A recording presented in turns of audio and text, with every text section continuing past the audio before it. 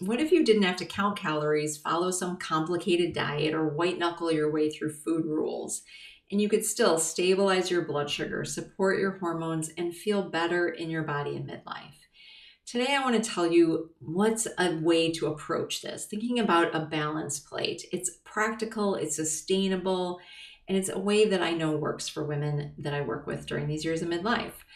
I'm Linda Enright. I'm a functional registered dietitian and I host a Joyful Menopause podcast. I've spent 25 years helping women eat, nourish their body in a way that actually works for them.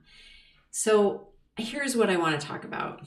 Before I walk through the framework, I want to quickly explain why the approaches that worked in your 30s might be failing you now.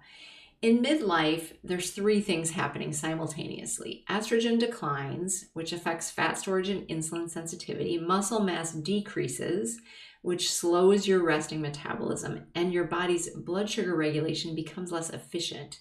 So what this means is that a diet that's focused on restriction and calorie cutting without addressing these underlying shifts is working against your biology, not with it. You end up losing muscle, raising cortisol, and making the underlying problems worse. So balancing your plate is a different approach. It works with your hormones, it works with your metabolism at this stage of your life. It's not about eating less, it's about eating right. Eating right for your body at this time.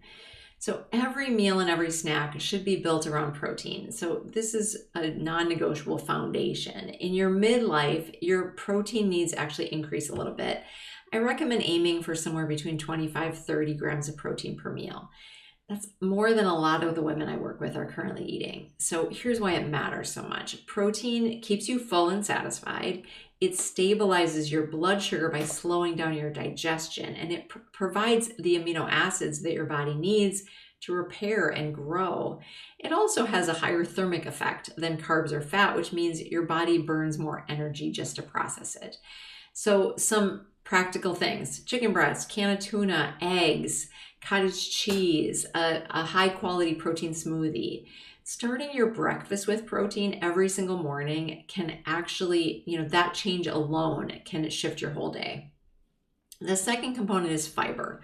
Think of fiber as your blood sugar stabilizer. Fiber slows the absorption of sugar into your bloodstream, which prevents the sharp spikes and crashes that we talked about.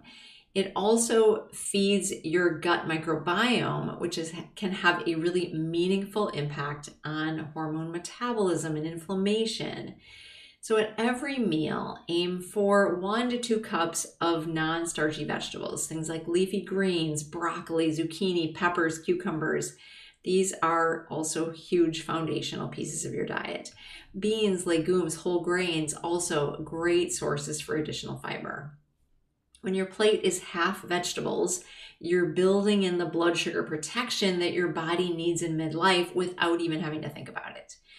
So the third component is healthy fat. Fat has been unfairly demonized for decades, and women in midlife have paid the price for avoiding it. Healthy fats, things like avocado, olive oil, nuts, seeds, fatty fish, they are essential for hormone production, for brain function, and satiety, helping you to feel satisfied. Fat doesn't raise blood sugar. In fact, when you pair fat with carbs, it helps to slow the glucose response and keeps you satisfied for longer. The fourth component is colorful carbs. I'm not asking you to avoid carbohydrates. Your brain and body absolutely need them, but the type of carbs matter. So choosing fiber-rich, again, whole food carbs like sweet potatoes, berries, quinoa, root vegetables, legumes.